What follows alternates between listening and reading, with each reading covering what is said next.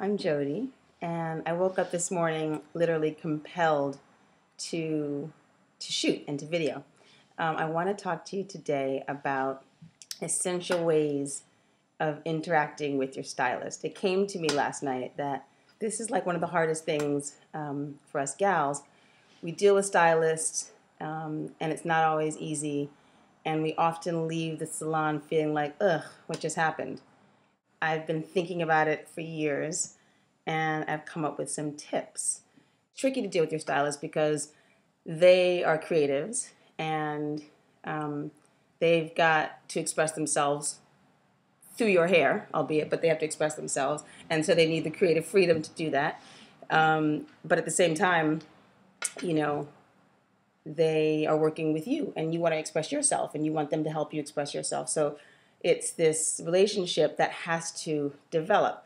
Now, everyone who knows me knows that I've got this thing for my stylist, Liz. And it's like my third marriage. First comes Papa Bear, who's my love. Then comes my business, Georgia, which is like my second marriage. And then comes Liz, my stylist, my third marriage. And today I'm actually getting my hair done with Liz. And so the first thing that I always think you should do is to schedule your stylist session at the right time. Don't double book yourself. Don't let her double book you. Always carve out enough time so that you're not rushing her and she's not rushing you. The process being consultation, no matter if you're a first-time client to the stylist or you've seen her 20,000 times. At the beginning of every session, you really need to sit and talk about and then you actually have the working part. And sometimes your hair needs more attention than other times. Sometimes it needs a conditioning treatment. Sometimes, it needs to be handled differently with a little extra love and care. And then at the end of the session, you're going to need time to go back and edit. And that's a process that is the difficult part because, the person sitting in the chair wants to please or be nice to the person working, and the person working wants to please and be nice to the person sitting at some, on some level. And so sometimes people get into these niceties that don't really serve us well. At the end of a session with your stylist on your hair, you need to be editing. So you need to look at the work they've done, and you need to rethink how you feel about. You need to think about how you feel about what they've done, and then tweak it. There's nothing wrong with tweaking it. In fact, it's a collaborative effort between you and your stylist. The second rule, and we always forget this, bring a picture. You can't describe what you want with words. It's just, I've done that before. I said, okay, Liz, I want I want some layers, but I want them short, and I kind of want them a little more towards the back over this way, and I want them that look where it's kind of, and she's looking at me like, what are you talking about? I'm struggling to get the words out. She's getting frustrated. I'm getting frustrated. I don't have the right language because I'm a civilian, and stylists speak a different language than civilians do.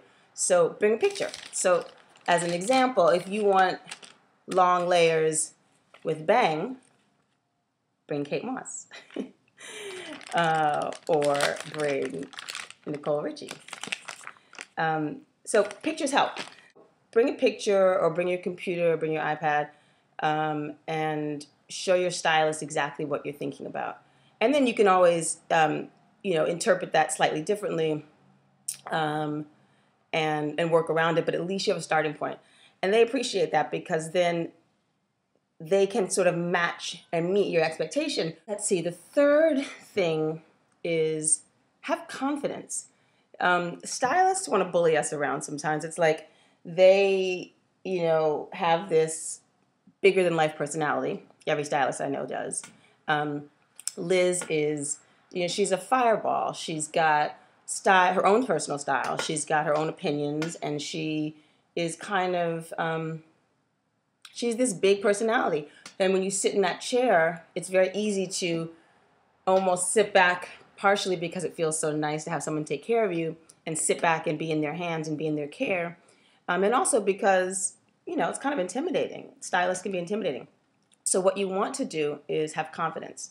And you want to bring all your confidence. You want to muster it up and work it out with your stylist. So if she wants it one way and you want it another, it's your hair. You're wearing it. It's your style. She goes home and her hair is how she wants it.